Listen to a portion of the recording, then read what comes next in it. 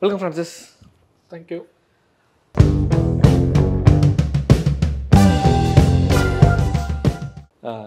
ரீசெண்டாக என் ப்ரொஃபஸர் சொல்லுவார் அடிக்கடி. என்ன சொல்லுவார் அப்படின்னா, அரசாங்கம் எங்கெல்லாம் இருக்கோ அங்கெல்லாம் பார்த்து பிஸ்னஸ் பண்ணணும். ஏன்னா அரசாங்கம் நினச்சா ஒரு பிஸ்னஸை வந்து உருவாக்க முடியும், அழிக்கவும் முடியும். அதனால் அரசாங்கத்தோட பிஸ்னஸ் பண்ணும்போது ஏர்லி பார்ட் ஆஃப் கரியரில் இல்லை கம்பெனி ஆரம்பிக்கும் போது பண்ணாதீங்க, கேர்ஃபுல்லாக இருக்கும் அப்படி சொல்லுவார். லேட்டஸ்ட்டாக ட்ரீம் லோன் பற்றி பார்க்கும்போது என் ப்ரொஃபஸர் தான் ஞாபகம் எனக்கு. எஸ், அரசாங்கம் நினச்சா ஒரு பிஸ்னஸை ஒரே நாளில் ஒரு எழுத்து போட்டு ஜீரோ ஆக்கிட முடியும். ஸோ அதை பற்றி நீங்கள் பேசணும் நம்ம. So what's your thought on dream loan இல்லை என்டையரானா வந்து என்ன சொல்கிறது, ஆன்லைன் கேம்பிளிங்கை பேன் பண்ணிட்டாங்க. எஸ், இது வந்து ஆன்லைன் கேம்பிளிங் மட்டும் இல்லை. இந்த பேன் வந்து இப்போ வந்து online money games. Okay. So அதாவது நம்ம ஆன்லைனில் காசு கொடுத்து அதுலேருந்து ரிட்டர்ன்ஸ் எடுக்கிற மாதிரி என்ன கேம் இருந்தாலும் இட் இஸ் கம்ப்ளீட்லி பேண்ட். இதுக்கு அண்ட் நீங்கள் சொன்னது அந்த கவர்மெண்ட் வந்து நினச்சா பேன் பண்ணலான்னா, கவர்மெண்ட் நினச்சா எதை வேணால் எப்போ வேணால் பேன் பண்ணலாம். That is the truth. Especially regulatory risk வந்து சில இண்டஸ்ட்ரீஸில் ரொம்ப ஜாஸ்தி. ஸ்டாக் மார்க்கெட்டுக்கு ஃபார் எக்ஸாம்பிள் ஸ்டாக் மார்க்கெட்டில் ஒரு என்ன சொல்கிறது, இண்டிபெண்ட் ரெகுலேட்டர் ஒருத்தங்க இருக்காங்க. ஹவர் கவர்மெண்ட் டைரெக்டாக கண்ட்ரோல் பண்ண கவர்மெண்ட் டைரெக்டாக மானிட்டர் பண்ணுற செக்டர்ஸ் நிறைய இருக்குது. ஃபார் எக்ஸாம்பிள் ஆல்கஹால், சிகரெட்ஸ், அப்புறம் இது தவிர கொஞ்சம் ரியல் எஸ்டேட், இதிலலாம் வந்து அவங்களே ஆர் என்விரான்மெண்ட் சம்மந்தமாக இருக்குது, பொல்யூஷன், இதிலலாம் வந்து கவர்மெண்ட் கொஞ்சம் எக்ஸ்ட்ரா கேர் பண்ணுவாங்க. அதே மாதிரி தான் gambling is also an addiction as bad as drinking or smoking. அந்த மாதிரி ஒரு கேட்டகரியில் தான் அதையும் எடுத்துக்கணும். ஸோ இந்த ரெகுலேட்டரி ரிஸ்க் ஜாஸ்தி இருக்க இண்டஸ்ட்ரியில் இருக்கவங்க வந்து தே ஷுட் பி கேர்ஃபுல். அதை எப்படி ப்ரெசென்ட் பண்ணுறாங்க, அதனால் எவ்வளோ பேர் நெகட்டிவாக அஃபெக்ட் ஆகுறாங்க, இதெல்லாம் அவங்களே ட்ராக் பண்ணணும். ட்ராக் பண்ணலன்னா then you might end up in a bad position. அதுதான் இப்போ நடந்திருக்கு இன்றைக்கி.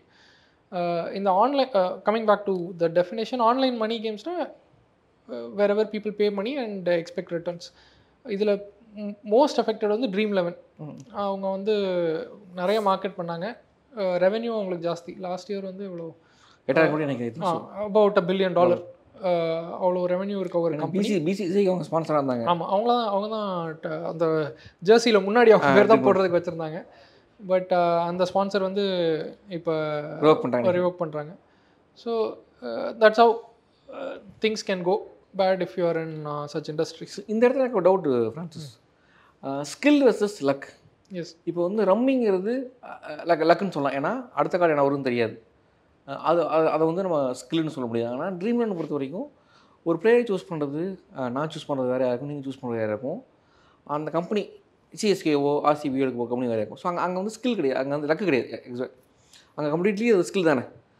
எஸ், அங்கே லக்கு ஃபேவராக இருந்தால் கூட ஸ்கில் வெர்சஸ் லக்குங்கும் போது இது எப்படி நீங்கள் லக்குன்னு டிக்ளேர் பண்ண முடியும் உங்களால்? ஸோ இந்த பில்லோட ஹைலைட்டே அதுதான். இதுக்கு முன்னாடி வரைக்கும் இந்தியாவில் வந்து நிறைய கோர்ட் கேசஸ் நடந்திருக்கு. அதாவது இது வந்து லக் பேஸ்ட் கேமா இல்லை ஸ்கில் பேஸ்ட் கேமா. If the game is skill based then அதில் வந்து சில ரெகுலேஷன்ஸ்லாம் வராது and it's allowed. For example rummy, இவங்கெல்லாம் சுப்ரீம் கோர்ட் வரைக்கும் போனாங்கன்னு நினைக்கிறேன். போயிட்டு தே காட் அ ஃபேவரபிள் இது. Rummy is not just luck. உங்கள் கையில் 13 கார்டு இருக்குன்னா மீதி இருக்க 39 கார்டு வந்து அதுதான் ப்ராபபிலிட்டி. ஹவர் யூ கேன் அந்த இடத்துல லக்குங்கிறது சொல்லணும்னா அந்த என்ன கார்டு வரப்போகுதுங்கிறது அங்கே மேனிபுலேட் பண்ண முடியும் உங்களால் பாசிபிளி. அதில் ப்ராபபிலிட்டி இருக்குது. ஹவர் நீங்கள் கண்டினியூஸாக ரம்மி விளாண்டிங்கன்னா தெரியும். நல்லா விளையாடுற பிளேயர்ஸ்னு கொஞ்சம் பேர் இருப்பாங்க. They know how to play it well or yes, அது ஸ்கில்னு நான் மறுக்கல.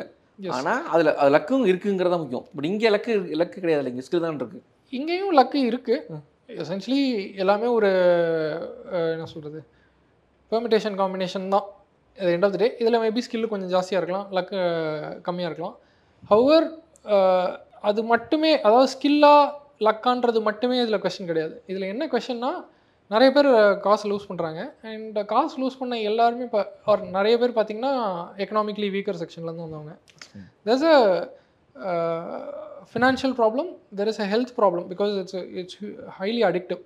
இது வந்து காசுக்காக மட்டுமே விளாட்றாங்கன்னு சொல்ல முடியாது. Okay, it's also very very addictive game. Entry barrier வந்து ரொம்ப கம்மி. ஃபார் எக்ஸாம்பிள் 30 ரூபா 40 ரூபா இருந்தால் கூட இப்போ யூ கேன் பார்ட்டிசிபேட். அண்ட் அவங்களோட user base was huge. I think இவங்க Dream11 த பிக்கஸ்ட் கம்பெனி மட்டுமே 25 கோடி பேர் அந்த மாதிரி. ஸோ அவ்வளோ பெரிய யூசர் பேஸ் வந்து 20 ரூபா 30 ரூபா கொடுத்தாலுமே it's a huge amount of money. So and இந்த மாதிரி பிளாட்ஃபார்ம்ஸ்லாம் there is a systemic risk in it. It's not just individual player, it's one player against 25 கோடி பேர். அப்படி தான் நீங்கள் பார்க்கணும். என்னால் 5 பேர் இருந்தால் என் ஸ்கில்லு ஓகே அப்படின்னு சொல்லலாம். 25 கோடி விளையாடும்போது ஒரு இண்டிவிஜுவலால் அவ்வளோ தூரம் அதை பிளான் பண்ண முடியுமா, இல்லை அதுக்கேற்ற மாதிரி விளையாட முடியுமான்றதே ஒரு இட்ஸ் கொஸ்டினபிள். ஸோ இங்கே வந்து skill is very very secondary அந்த மாதிரி ஆகிடுச்சது. ஸோ இதில் வந்து சிஸ்டமிக் ரிஸ்க்கு தான் அட்ரஸ் பண்ண பார்த்துருக்காங்க. இதில் it's not about a question of skill or இது ஸ்கில்லாக இருந்தால் கூட there is a very big systemic risk inherent to the in the system. அதுதான் இவங்க அட்ரஸ் பண்ண ட்ரை பண்ணியிருக்காங்க. ஃபினான்ஷியல் ஹெல்த் மென்டல் ஹெல்த் பாதிக்குன்னு சொல்கிறீங்க இல்லையா? உண்மையாக அவ்வளோ மென்டல் ஹெல்த் பாதிக்குதா? மென்டல் ஹெல்த் ஆங்கிளில் என்ன பிரச்சனை வரும்? ஸோ மென்டல் ஹெல்த்னு என்ன கேட்டிங்கன்னா even all the social media ஆப்ஸும் அதே தான் பண்ணிட்டு இருக்காங்க. சோஷியல் மீடியா ஆப்பாக இருக்கலாம், இல்லை வந்து ஸ்டாக் மார்க்கெட்டில் ட்ரேட் பண்ணுறதா இருக்கலாம், கிட்டத்தட்ட அதே தானே. மென்டல் ஹெல்த்னா எல்லாம் மூணு தானே. அவர் இது வந்து எல்லாமே ஒன்று சேர்ந்து வந்துருச்சுன்னு நினைக்கிறேன். Okay, that is a problem here. For example தமிழ்நாட்டில் வந்து ஒரு 5 வருஷம் 19 24 வரைக்கும் ஒரு 47 பேர் சூசைட் பண்ணியிருக்காங்க.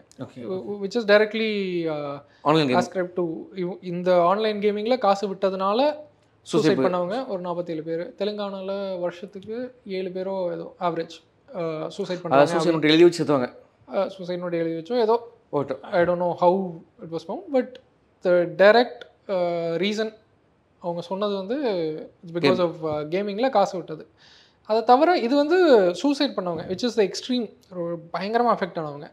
அதர் கேசஸ் அது ஒரு சின்ன பையன் வந்து ஸ்கூலுக்கு, அதாவது அவங்க அம்மா அப்பா பேங்க் அக்கௌண்ட் அக்சஸ் இருந்தது, டைரெக்டாக இல்லை ஒரு 3 லட்ச ரூபாயை செலவு பண்ணிட்டான். ஸோ அவன் படிப்புக்காக வச்சுருந்த காசாக இருக்கலாம் அது.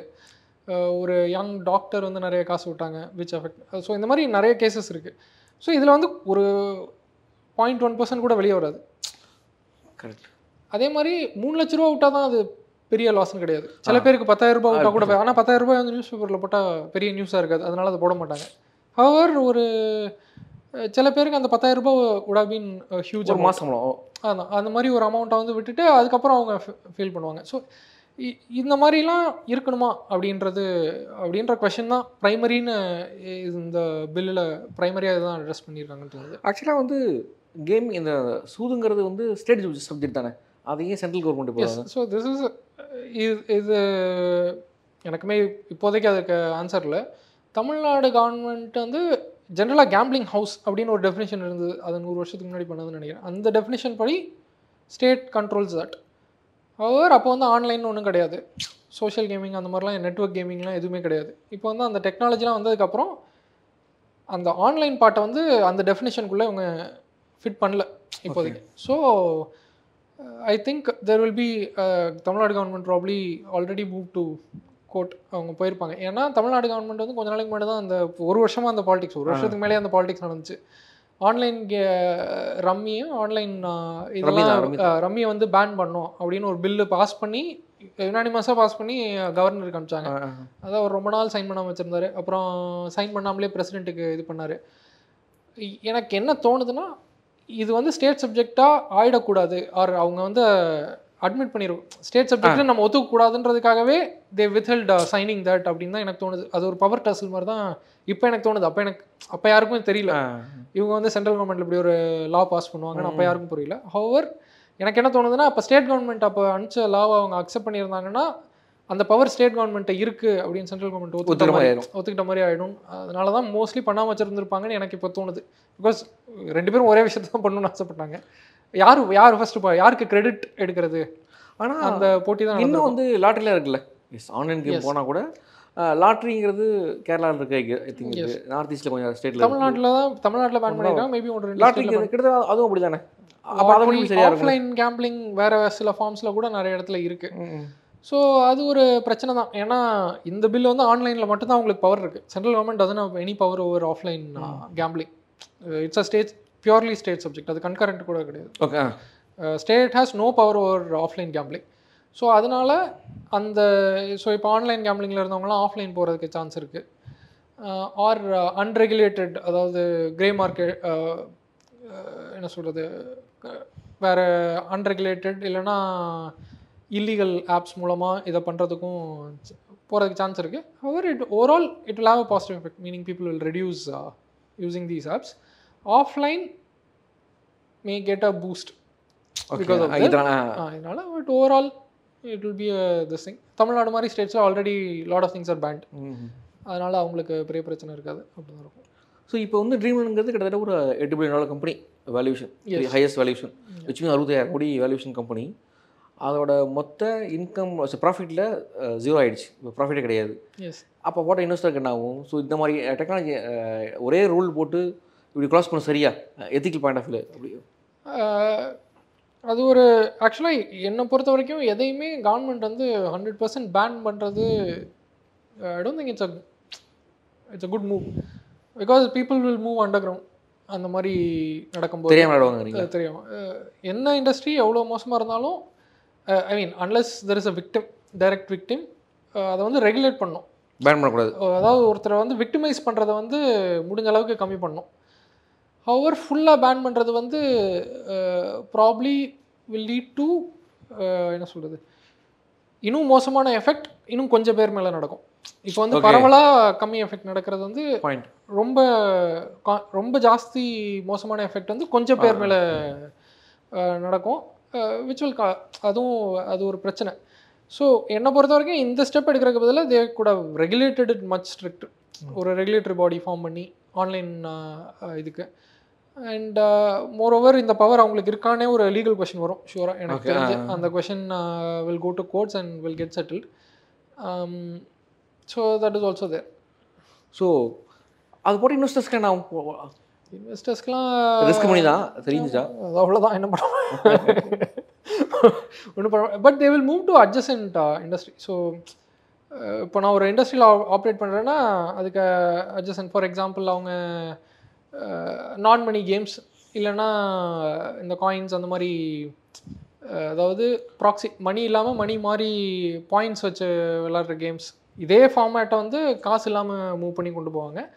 அதில் வந்து மேக் மணி மானிட்டைசேஷன் வந்து ஆட்ஸு இல்லைன்னா கஸ்டமர் டேட்டா அந்த மாதிரி ஏதாவது பண்ணும். ஸோ விச் வில் அது இந்த இதில் பக்கத்தில் கூட வராது, 10% கூட வருமானு doubt. So that will be the case. அதே மாதிரி இவ்வளோ பேர் பார்ட்டிசிபேட் பண்ணுவாங்களா அந்த மாதிரி கேம்ஸில், அதுவும் டவுட்ஃபுல் தான். ஓகே ஃப்ரெண்ட்ஸ், இது நீங்கள் சொன்னீங்க 25 கோடி பேர் இப்போ பயன்படுத்துகிறாங்கன்னு இருக்கீங்க. அவ்வளோ பேர் இப்படி குயிக் டைமில் இல்லை குயிக் டைம்னா ஒரு 10 வருஷமாக வச்சுக்குவேன், எப்படி அவ்வளோ பேர் கேதர் பண்ண முடியும்? கிட்டத்தட்ட இந்தியாவில் பாப்புலேஷனில் 1/5 அவங்க இருக்காங்கன்னு நினைக்கிறேன் இல்லையா? எப்படி சாத்தியம் ஆச்சு? நம்ம வந்து இதுக்கு முன்னாடி 2-3 டாபிக் பேசும்போது அந்த புக் ரிவ்யூ, அதுக்கப்புறம் வேறு 2 டாப்பிக்கில் டச் பண்ணியிருப்போம்.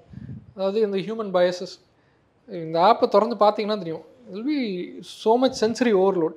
எங்கே பார்த்தாலும் ஏதாவது ஒரு நோட்டிஃபிகேஷன், அது டக்கு டக்குன்னு நடந்துக்கிட்டே இருக்கும். நான் 2-3 கேமில் விளையாடிருக்கேன், like extremely fast. Every 30 seconds நீங்கள் ஒரு புது கேம் விளையாடிட்டே இருப்பீங்க. உங்களுக்கு அந்த டோபமைன் ரஷ் வந்து கொடுத்துட்டே இருப்பாங்க, பயங்கரம் கொடுத்துக்கிட்டே இருப்பாங்க. அண்ட் உங்களுக்கு வந்து அடுத்த கேம் ஜெயிச்சிருவோன்ற ஃபீலிங் இருந்துக்கிட்டே இருக்கும், அதை சஸ்டெயின் பண்ணுவாங்க, அந்த நம்பிக்கை கொடுக்கும். அதான் எவ்வளோ கேப்பில் உங்களுக்கு வின்னு வரணும். ஸோ அந்தளவுக்கு மேனிப்புலேட்னா டேரெக்டாக பண்ண மாட்டேன். பட் அவங்க வந்து உங்களை யார் கூட இப்போ உங்களுக்கு உங்களோட ஸ்கில் லெவலுக்கு ஏற்ற மாதிரி இன்னொருத்தரை மேட்ச் பண்ணுவாங்க. ஸோ அந்த மாதிரி அவங்களால மேனிப்புலேட் பண்ண முடியும். ஃபார் எக்ஸாம்பிள் 2-3 பயசஸ் அவங்க யூஸ் பண்ணுறது எப்படின்னா, என்டோமெண்ட் எஃபெக்ட், அதாவது உங்களுக்கு நிறைய ஃப்ரீ பாயிண்ட்ஸ்லாம் கொடுத்துருவாங்க, 5000 பாயிண்ட் 10,000 பாயிண்ட், அது எதுக்கு இருக்குது என்ன இருக்குலாம் தெரியாது. But if you decide to stop today, அந்த 10,000 பாயிண்ட்ஸ் வந்து உங்களுக்கு வேஸ்ட் ஆகிடும். இது வந்து இந்த கிரெடிட் கார்டில் கூட நீங்கள் பார்ப்பீங்க, சும்மா இருக்கும் அந்த யாரும் அந்த பாயிண்ட்ஸ்லாம் பெருசாக யூஸ் பண்ணுறது கூட கிடையாது. பட் அது இருக்கிறதுனால யூ வில் கண்டினியூ பிளேயிங். அதே மாதிரி வின் பண்ணுற மாதிரி போகிறத வந்து ரொம்ப ஹைலைட் பண்ணுவாங்க. வின் பண்ணணும்னு அவசியம் இல்லை. அதாவது எப்படின்னா, நம்மளுக்கு கிடைக்கிற டோபமைன் ரஷ் வந்து வின் பண்ணுறதுக்கு ஜஸ்ட் முன்னாடி வந்து it gets to the peak, அதுக்கப்புறம் கொஞ்சம் கம்மியாகும். ஸோ அந்த just miss or near miss அதை வந்து பயங்கரமாக ஹைலைட் பண்ணுவாங்க. ஜெயிக்கிற மாதிரி போகிறதுனா அது உங்களுக்கு தனியாக தெரியும். இப்போ இந்த இதில் விட்டோம், அடுத்த இதில் பிடிச்சிடலாம், ஸோ அந்த மாதிரி இது இது வந்து 1-2 நான் சொல்கிறேன். இந்த மாதிரி பல உங்கள் சோஷியல் மீடியாவோட கமெண்ட் பண்ணிங்கன்னா ஃப்ரெண்ட்ஸ் எல்லாம் இவ்வளோ ஜெயிச்சாங்க, இவ்வளோ பேர் விளாண்டாங்க, அப்புறம் இவ்வளோ நேரம் விளாண்டிங்கன்னா இவ்வளோ உங்களுக்கு இது கிடைக்கும். So it's lot of gamification, it's lot of என்ன சொல்கிறது, அந்த உங்கள் பயஸை வந்து பயங்கரமாக யூஸ் பண்ணுவாங்க. அந்த சென்சரி ஓவர்லோடு வந்து பயங்கரமாக இருக்கும், டோபமைன் ரஷ் வந்து பயங்கரமாக இருக்கும். ஸோ இந்த அடிக்ஷன் வந்து இஸ் எக்ஸ்ட்ரீம். அவங்க ஒருத்தர் அடிக்ட் ஆகிட்டாங்கன்னா ஐ திங்க் அதனால தான் இவ்வளோ பேர் கேதர் பண்ண முடிஞ்சு அவங்களால. 125 அதாவது 25 கோடி பேர் வராங்கன்னா this is a main problem. Probably மீதி பேர்லாம் ட்ரை பண்ணாமல் இருக்கும், ரெடி குழந்தைங்களா இருப்பாங்க. அதான் ட்ரை பண்ணாதவங்க வராமலாம் இருப்பாங்க. But generally it's extremely addictive. Thanks Francis. அடுத்த வேறு ஒரு டாப்பிக்கில் பேசுவோம். இது நல்லதாக கெட்டதாங்கிறத மக்கள் முடிவு பண்ணிக்கிட்டோம். So thank you.